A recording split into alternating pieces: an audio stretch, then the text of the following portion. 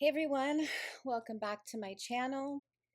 I just wanted to talk about when we have exhausted all avenues and options for solutions to the things that we are dealing with. So I feel pretty confident in saying that everyone I know and globally, obviously, there's so much heaviness going on, and everybody is dealing with a lot of really difficult, heavy things, and they have to do with, basic human needs, safety, housing, shelter, finances, food, health, life, death, mortality. I mean, all of the things, and it all feels like it's happening all at once, right? So sometimes we get to a point in a cycle, which is what this is. This is a cycle. We had a toolbox. Our toolbox got stolen out of the garage. We don't have it. We don't have access to the tools. And even if we did, they're rusty and they're not going to work. When we've been dealing with a prolonged period of stress and difficult life experiences, and then you add on top of that most of our friends and family are also dealing with very difficult life experiences, we get to a place where our nervous systems are no longer really regulated. So really the only thing that I have discovered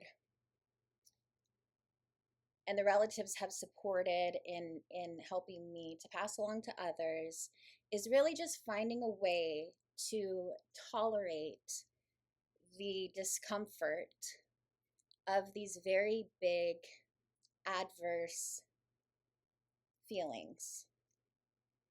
So, the grief, the uncertainty, the fear, the anger, the rage, all of it. Just finding the tolerance for discomfort.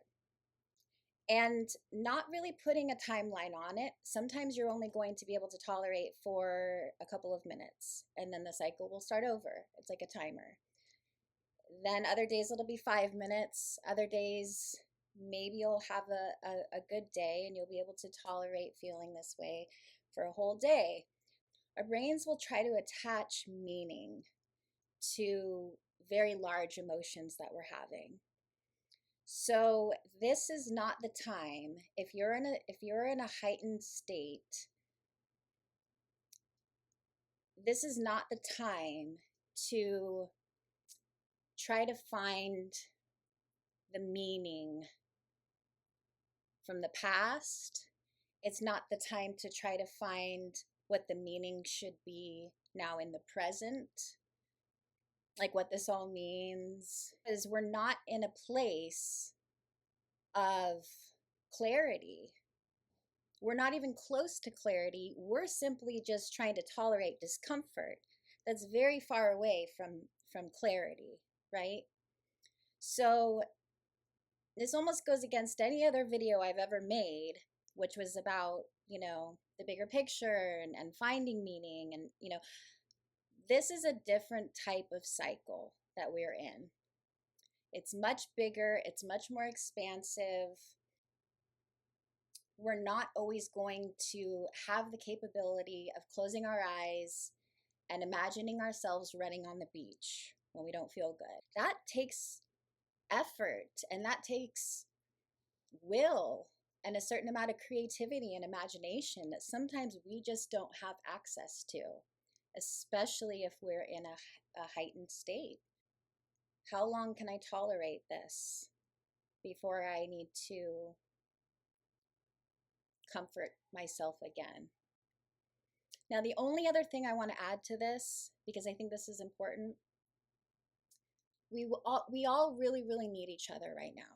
Sometimes if I know someone's really struggling, the best possible thing I feel like that I can do for them is send them loving energy. Think about all the things that I love about that person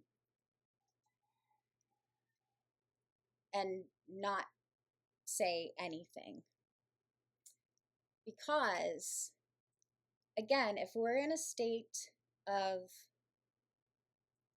our nervous systems being, highly reactive and activated constantly, we're really going to have a hard time with communication. What I've learned in this past year is being impeccable with your words, what you say, and how you say it.